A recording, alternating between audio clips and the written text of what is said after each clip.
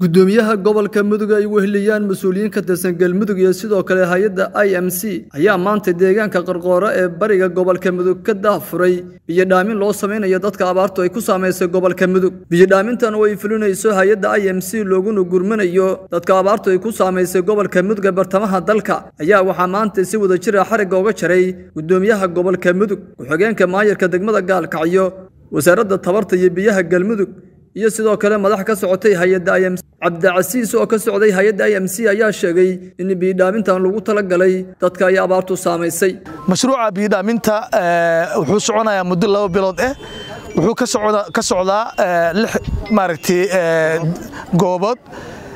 qarqoora bitaale jilbahayre docol saddexiiglo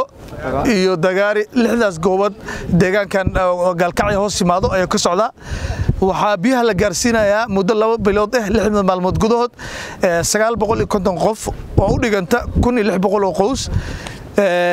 qof kasta maalintii uu maaragtay biyo u leeyahay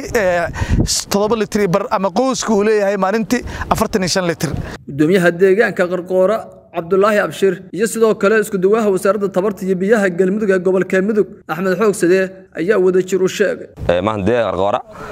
oo aan ku daafurayno mashruucii biyo dhaamiska ahaa ee IMC ay waday oo maanta qarqoora lagu xarig jaray hadii Ilaahay idino dhamaantiin waxa leeyahay soo dhawaada deegaanku waa deegaankiini ku soo dhawaada deegaanka qarqoora gudoomiyaal iyo IMC ba iyo dadweynaha dhamaantiin aad u mahadsantiin waad kaga mahad celinayna maanta in mashruucan furitaanka biyo dhaaminta aad naga soo qayb gashaan deegaankan waa dareemaysaan waa deegaanada aad wax ka mid yahay qarqoora biyaha laga dhaaminayo baahi tira badan oo ka jirta dhinaca biyaha dadka hadda deegaanka degan iyo biyaha meeshan yimid way kala badan yihiin dadkan hore dadkii u deganaa 3 jibarkeeda oo soo guuray oo tani caadada ka shaqeeyeen baa degan galguudii Mudug baa ah haddana jooga dadka meesha jooga ah marka indhiina ku arki doontaan insha Allah waana markii aan selection ka sameeynay biyaha inta ugu badan waxa la soo xijiyay magaalada qarqoora iyo jilblahayre iyo bitaale sababtuna waxay ahayd sidii abaartii hore loo yimidba dadkii dib ugu maysan laaban deegaanadoodii sida hadda ka muuqda dad badan oo bandiirada ka shisha iyo ka yimid ilaa ay galgaduud ba halkan jooga meesha la yiraahdo jilblahayre iyo bitaalana way ka sii daran yihiin maalinta ka dambaysa abaartu way ka sii dareysay dadkuna awood ay ku laabtaan oo deegaankii ugu laabtaan ma aysan hayn waxaan awoodda saarnay Ilaahay baa awood leh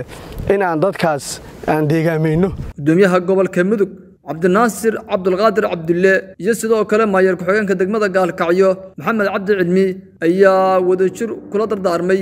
in bulshadu ay ka faa'iideystaan biyo dhaamintaan waxaan mar labaad idin leeyahay dadku sida ay u kala daran yihiin kulli idin tilmaami mayno horeyna waan amaantiina waa ii soo gaartay inaad dad qofba qofku ka liito aad ku soo dhaweysaan biyahana loogu dhaamiyo waxaan dareemaynaa inaysan maantay gacanta halkaan timid aysan ku wada filnayn kondishinku muxuu yahay waxa la ii sheegay 432 booyadood oo 2 bilood shaqaynaysa kana shaqaynaysa 6 goobood anigu aan maqaska ku gooyay daafurkeedii iyo maxaan ku yiraahdaa xarig jarkeedii waxaan rabaa mashruucaas inuu shaqeeyo inaan mashruucaas laga dhaxqashimaysan in mashruucaas sida uu yahay uu u gaaro bulshada u baahan oo loogu talagalay inuu u gaaraan rabaa sharuudada taas waa Baasha Cali Xashi warbaahinta qaranka qarqoora